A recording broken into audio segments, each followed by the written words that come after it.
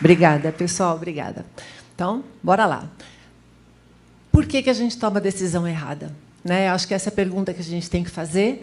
Por que vira e mexe a gente contrata errado? Né? Imagino que alguém aqui já deve ter...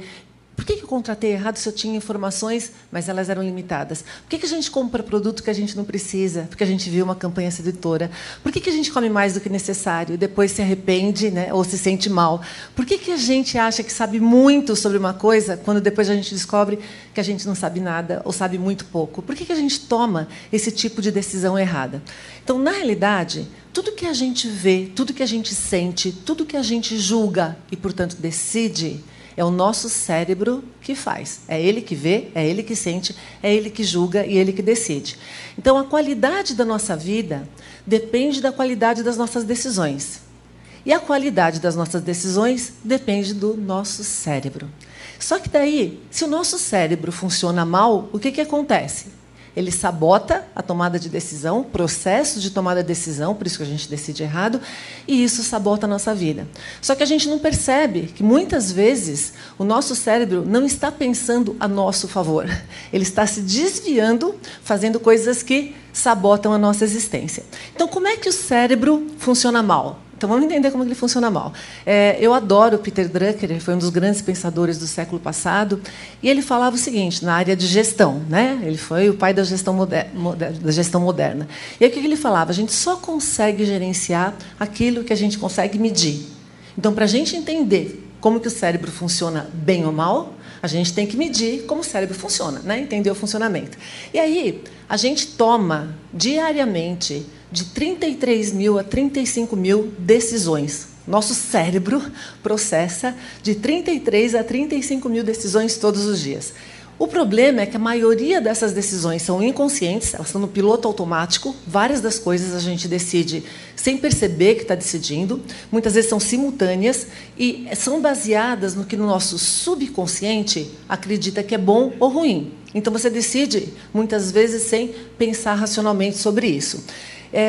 Quando a gente pensa onde que estão os problemas, eu adoro esse sociólogo, biólogo. Ele falava o seguinte, que o problema da nossa era, o problema da humanidade hoje, é que a gente tem emoções paleolíticas, a gente está com as nossas emoções, os nossos instintos lá atrás, na Era das Cavernas, instituições medievais, que ainda não evoluíram, e tecnologias divinas. Eu não vou falar das instituições, eu vou falar do ser humano, que tem emoções paleolíticas e a gente tem tecnologias divinas. Essa combinação é que está causando um tilt no nosso cérebro. Então, nas emoções paleolíticas, a gente evoluiu... Gente, a gente está vivendo a aceleração da mudança. Se a gente considerasse 100% da existência do Homo sapiens, a gente está tendo aceleração só no último 1%, nem isso. A gente passou 99% da nossa evolução num cenário que é completamente lento, completamente previsível. Então, as nossas formas de pensar automaticamente no que é bom ou no que é ruim vêm de lá de trás, de quando a gente estava na Era das Cavernas ainda, quando a gente tinha que caçar, coletar, se defender. Então, os nossos instintos e as nossas formas de pensar, elas têm vieses. Os vieses cognitivos, eu imagino que muitos de vocês devem ter lido esse livro maravilhoso, conhecem o maravilhoso Daniel Kahneman, que é o pai, né, das discussões dos vieses cognitivos. E o que ele fala? Que o nosso cérebro é uma máquina de conclusões precipitadas. A gente não pensa direito por causa desses instintos, desses vieses. Esses vieses, na realidade, eles funcionavam muito bem quando a gente estava na Era das Cavernas. Por quê?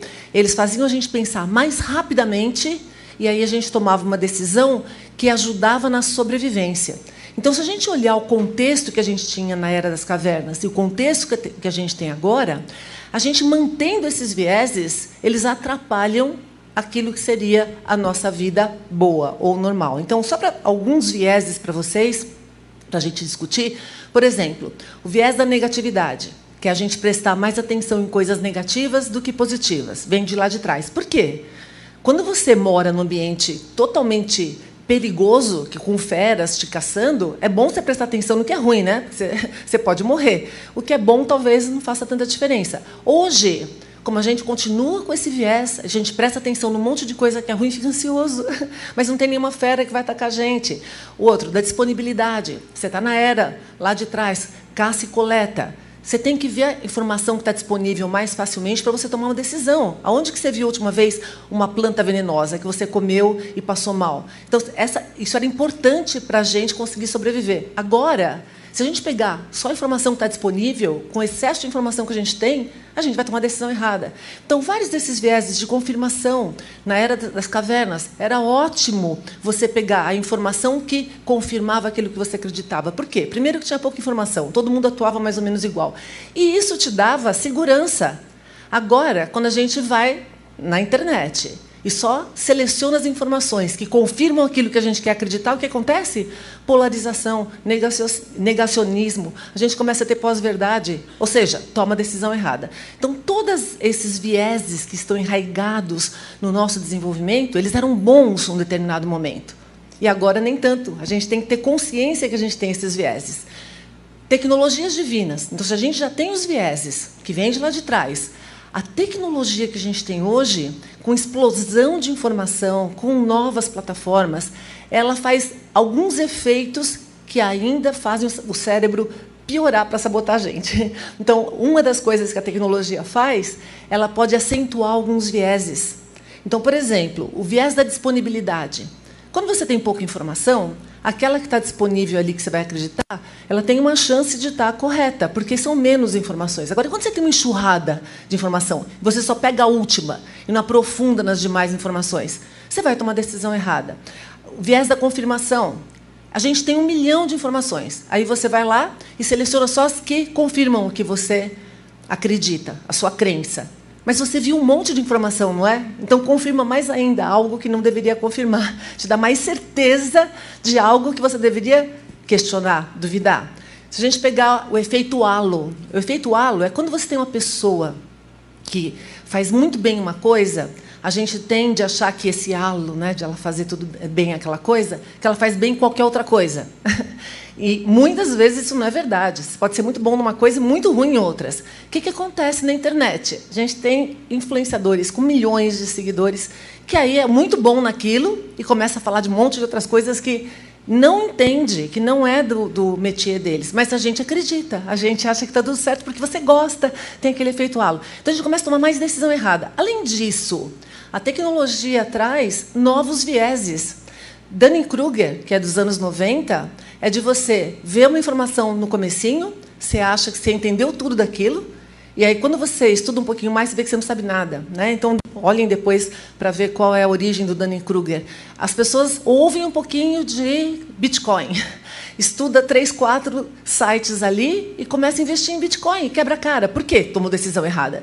Porque está sofrendo de um viés cognitivo que é característico muito forte da nossa era. Mesma coisa o Google Effect, a gente não guarda coisa na memória porque a gente sabe que a gente busca na internet e a informação vai estar ali. Então, são vários vieses que são acentuados pela tecnologia e, além disso, a tecnologia aumenta a complexidade do ambiente que a gente está.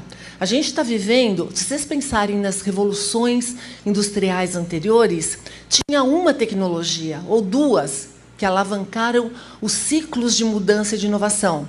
Então, a primeira revolução industrial, 1760, era a máquina a vapor. Depois a gente tem, nos 1800 e pouco, meados de 1800 e pouco, a gente começa a ter eletricidade, vem para o começo do século. Depois a gente começa a ter eletrônica e computadores, mas a cada 100 anos, 1 ou 2 tecnologias. E agora? A gente tem pelo menos 8, fora as da área de biologia, que se misturam com elas. E essas tecnologias estão aí, inteligência artificial, internet das coisas, blockchain, big data, nanotecnologia, impressão 3D, computação quântica, todas elas juntas, elas catalisam, somam e geram um ciclo muito complexo e acelerado. Então, vocês imaginam, a gente viveu evoluindo numa velocidade lenta, com todos os nossos atalhos funcionando no cérebro, e a gente, nos últimos 2 ou 3 décadas, a gente tem essa aceleração e o nosso cérebro condicionado para pensar errado, automaticamente.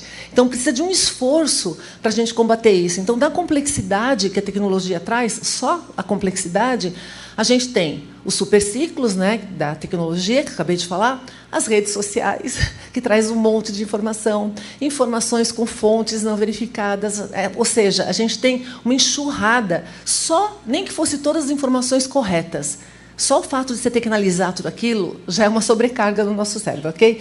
Aceleração da mudança. Cada dia acontece uma coisa diferente que você tem que acompanhar. A gente tem um outro desgaste que acontece quando a gente toma decisão, que é quando você toma muita decisão, você cansa de decidir. E você começa a não decidir mais, que é a fadiga de decisão. Então, a gente cansa com a tomada de decisão. Mudanças sociais. A gente tem que acompanhar as mudanças sociais, se comportar de forma diferente, entender o que está acontecendo. Sustentabilidade, a gente está vivendo cenário crítico de sustentabilidade, que está enraizado com tecnologia e também com o nosso comportamento. E multidisciplinaridade, a gente tem que colaborar com as pessoas, porque cada um sabe um pedaço, para que a gente consiga ter a visão um pouquinho mais ampla daquilo que está acontecendo. A gente tem uma visão muito curta daquilo que acontece. Por isso que a gente precisa da diversidade, inclusive, para ampliar a nossa visão. Então, para somar com tudo isso, o que a gente tem ainda? Instintos primitivos. O nosso cérebro só faz 3 coisas o tempo todo para a gente sobreviver, desde lá de trás. Ele quer aumentar o prazer, diminuir a dor e economizar energia. Você quer fazer mais rápido, sem gastar energia, você quer se sentir bem e você não quer ter dor. Isso era ótimo na era das cavernas. Por quê? Você tinha um ambiente inóspito, agressivo, então você tinha que se proteger, foge da dor. Procura um prazer, porque está ruim aí você não tem, né, conforto, vamos achar um conforto. E você tinha que ter abundância de busca, acúmulo de alimento, porque tem hora que não tem alimento, então era uma época de escassez. O que acontece agora? Todas essas coisas que eram escassas são abundantes. E aí a gente começa a fazer o quê? Se você seguir o seu cérebro, você vai ficar sentado no sofá assistindo streaming o tempo todo. Por quê? Você tem um prazer enorme. Vamos fugir da dor? Está cansativo aqui estudar ou está cansativo trabalhar. Vamos fugir da dor. Tem 1 milhão de possibilidades para fugir da dor. Aí você fica sentado assistindo streaming. O seu cérebro gostou, legal, prazer. E aí, abundância de comida, você enche a cara de tudo quanto é coisa que está na geladeira. Isso é bom para a gente? Isso é péssimo. Isso é péssimo. Então, o que a gente está falando? Como que eu faço para combater esse ciclo que é intuitivo, mas é ruim para o nosso organismo, né, ou para a nossa vida? Então, a gente tem que mudar a mentalidade. Primeira coisa, consciência disso, né? Que a gente não tem que acumular, a gente tem que buscar o suficiente. E o suficiente é diferente para cada um de nós. Então, requer o quê? Autoconhecimento. As pessoas não se conhecem, elas seguem nas mídias sociais o que os outros estão falando. Então, de novo, pensar, é bom para mim? Não é bom para mim? O que é suficiente para mim ou não? E o que eu não preciso de jeito nenhum? Então, mudar a mentalidade de acúmulo, que vem do nosso instinto de querer mais, para suficiente. Depois, passar do impulso do piloto automático para pensamento crítico. Gente, pensamento crítico é o nosso software. E não vem instalado. Isso que é a má notícia. Tem que ser educado para ter pensamento crítico. Então, isso envolve questionamento, repertório, lógica, argumentação, retórica, valores e atitudes humanas, combater vieses cognitivos. É um monte de coisa. Requer esforço, disciplina. E a gente tem que ir da alienação, de ficar olhando tudo passar na frente das nossas vistas, assim, para consciência. O que está acontecendo? Eu me conheço, conheço o outro, entendo o que faz bem para mim e o que não faz. Alimento, bebida, exercício, meditação, entretenimento. Qualquer coisa que esteja ao meu redor, eu tenho que ter consciência. Então, quando a gente pensa, como que eu consigo não sabotar o meu cérebro? Inclusive, não deixar ele me sabotar, porque se eu não saboto ele, ele fica com melhor capacidade de processamento.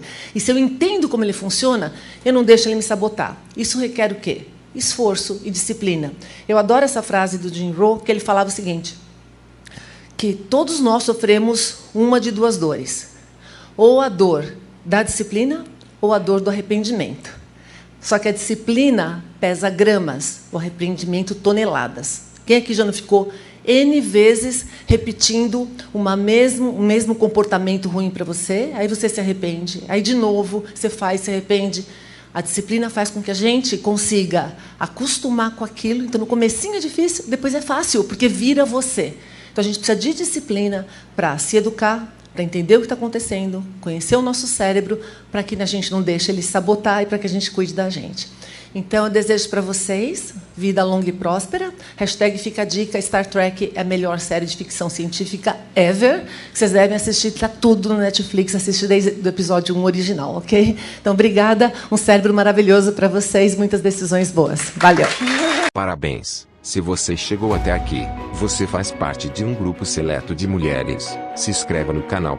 Todo conhecimento deve vir acompanhado de uma ação, ou se torna mera ilusão. Se você busca um desenvolvimento sólido, para se tornar uma mulher inabalável, o protocolo Mente Blindada foi feito para você.